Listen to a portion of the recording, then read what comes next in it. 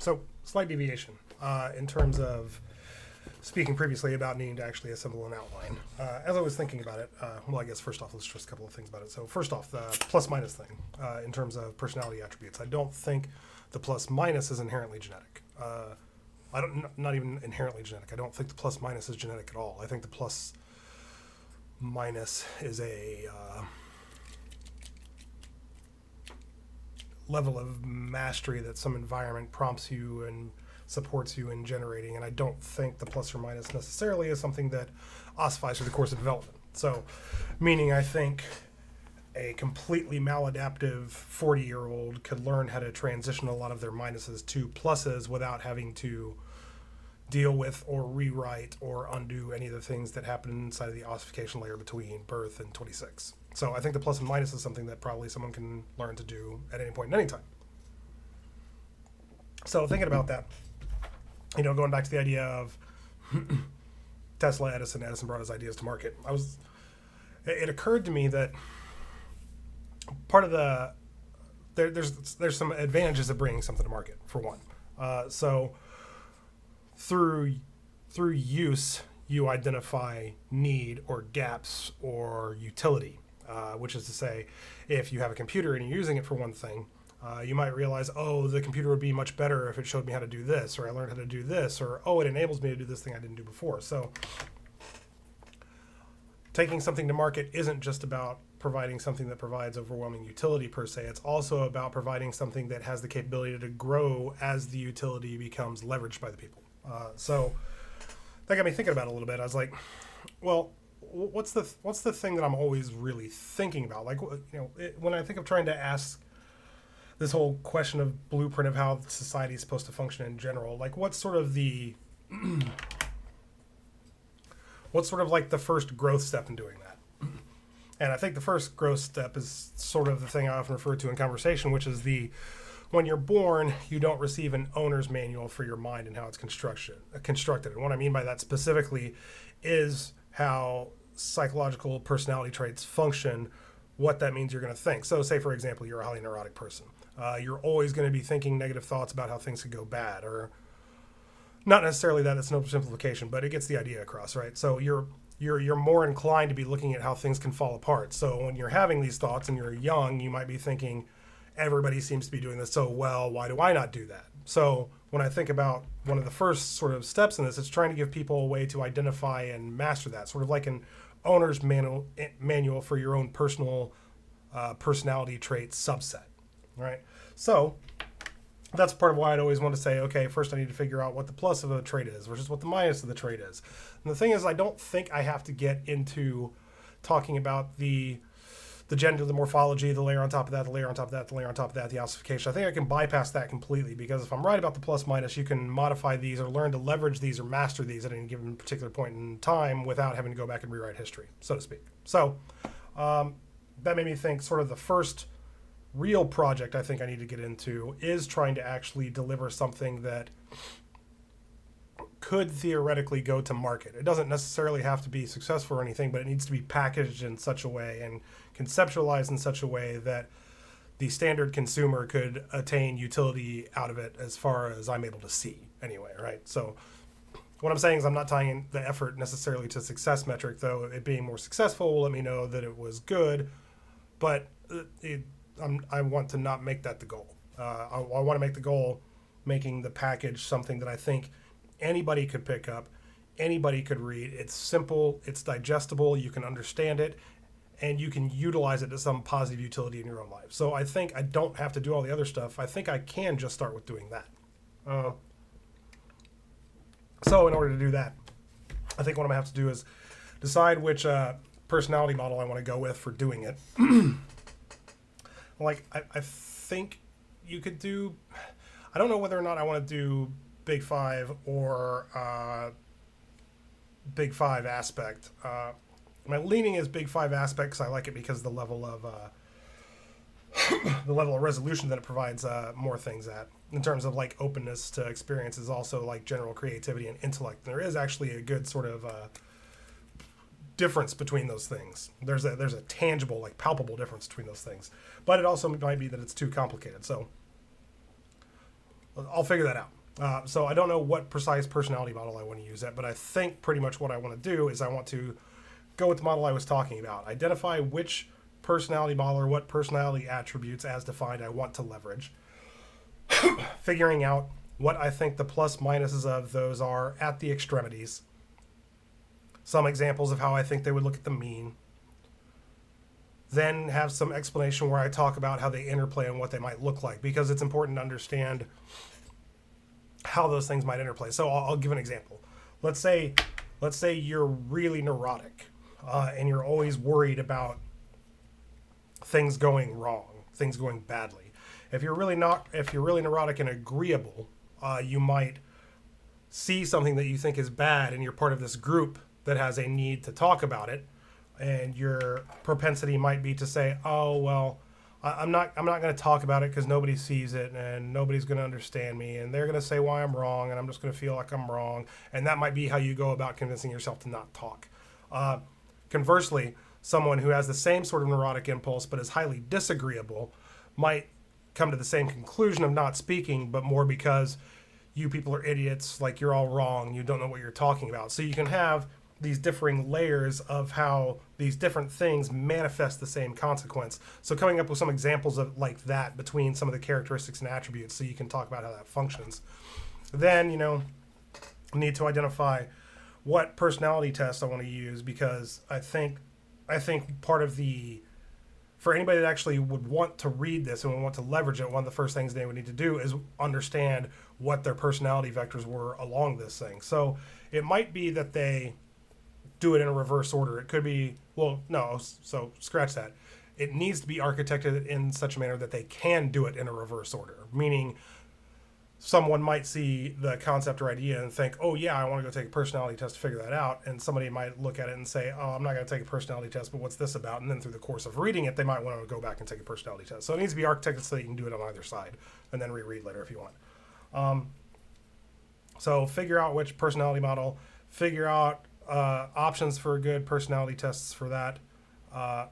Write out the plus and minus of the extremities and the means. Write some interplay. And I don't necessarily know I want to write versus do it in a video format. I haven't decided that 100%. Maybe both? I don't know. I think I'll probably start with writing. I don't know. I don't know about that yet. I'll figure that out. And then give you some sort of insight into... So the point of showing people the plus and minus at the extremities and the mean is to show them, some semblance of this is how you work, and this is how you can make that part of you work inside the confines of how it's possible for it to work. So one of the things I always tell people that are highly neurotic is don't approach being neurotic from the aspect of how do I get this voice in my head to stop telling me everything's going to fail. That you'll never do that. That's an effort in insanity. Like, you can't do that proper. The whole thing that thing is designed to do is to constantly, incessantly, involuntarily tell you how you're going to fail. What matters is learning how to leverage it and bend it a little bit into the confines that make it useful and make it provide positive benefit, outlet, and utility, and what all sort of plumbing you have to put in place in order to make sure that the water's flowing through the right pipes so you're getting the actual output you want. So I think that's the first thing I can do. I don't think I have to do all the rest of the entire effort. I think I can just sort of make a explorative discovery self-owner's manual that I can simplify enough for people that they can understand, okay, this is how I figure out and identify how I work. These, at least in terms of how your personality influences all the rest of your base decisions. These are how I can see positive and negative aspects that if possible, to the point that I've actually seen these manifest differently in my life like this. So that gets the person that's looking at it grounded in the understanding of like, oh yeah, that makes sense, right? Oh yeah, that makes sense. Enough that I have to be making sense enough with what my plus and minuses are at the extremities and how it functions at the mean, that I'm right enough that the majority of people that look at it would say, oh yeah, that makes sense. That is me. So I have to develop that sort of understanding of the plus and minus and the mean of all these attributes and characteristics. Then if I can make all the examples, make all the example interplay between like what I was talking with neuroticism and agreeableness, that they can see how those things might go other different ways.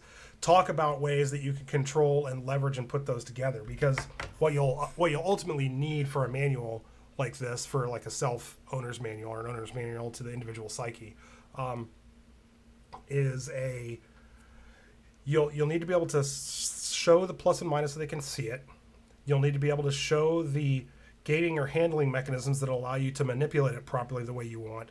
And you'll have to have enough understanding or malleability between those control mechanisms that you can put the control mechanism with one with the control mechanisms of all the others, and you can start to build a blueprint for like what your idealized version of handling your personality looks like, or at least some approximation of it, hopefully at least make some level of improvement. So I don't think I have to do the totality of the plan. I think I can just focus on that, because frankly, just coming up with the plus minus of the extremities and the means of all the personality models, just that alone is very challenging. It's easy for me, being a highly to one extremity of openness and to an extremely high degree of neuroticism. It's easy for me to identify what the plus and minuses are on those vectors, because I've lived them and I've seen them. Coming up with the plus minuses on those vectors and how they look at the opposite end of the extremities and how they look at the mean, like honestly, that's going to be complicated enough that I don't need to. That in and of itself can be its own isolated effort, its own mission statement. I don't need to tie or associate that with anything else. It's going to be a big enough bear on its own. So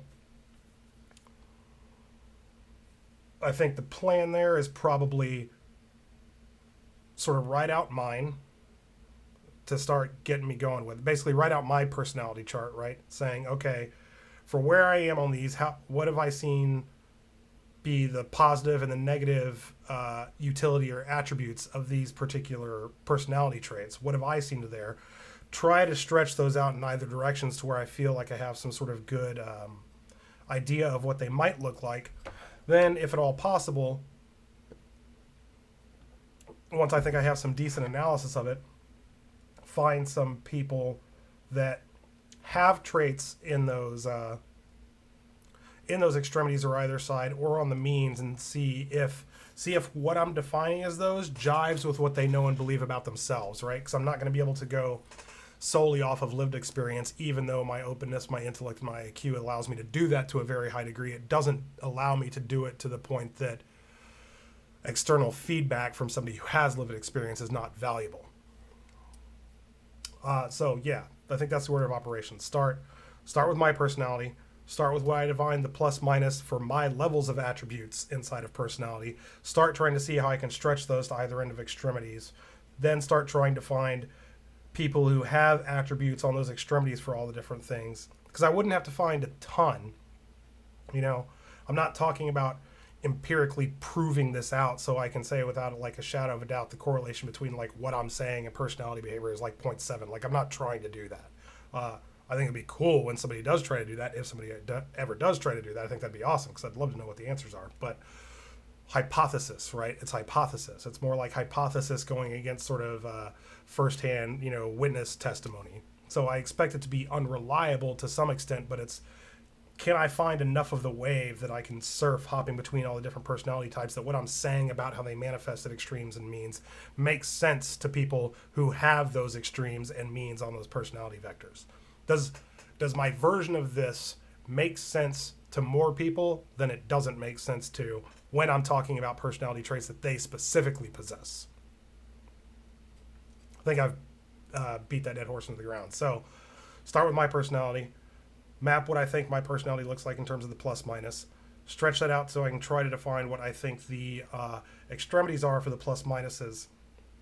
Work that until I think I have a decent idea. I think I've beaten all the lumps out of the batter. That's a good way to think of it. And then I think I have a good enough idea that it's good enough to put in front of people and say, hey, does this sound right to you? Find if it sounds right to them. Then I can start coming up with what I think some of the coping mechanisms and strategies are for the different plus minuses, or not the coping mechanisms and strategies, but the control mechanisms, the levers that you get to pull inside of the plus minus in there. Once I think I have enough of those and I've sort of beaten the lumps out of that batter, go back and talk to people again, different people if possible, same people's fine, doesn't matter. But then talk to more people and say, Have you learned to do stuff like this in your life, and have you seen the benefit? Like, if I explain this personality trait to this extent, I tell you the plus minus, and I tell you the mechanisms and levers that you get to pull to use them. If you have that personality trait to that vector, have you learned to some degree to see those control levers, and have you seen it go from no value to minus if you pull this lever, and have you seen it go from minus to plus if you pull this lever, right? Does the mechanism for manipulation of the vectors meet with people's lived experience as well? And I think once I have that, then I just make it either a book or a video series or whatever. So I think that's the order of operations. Yeah.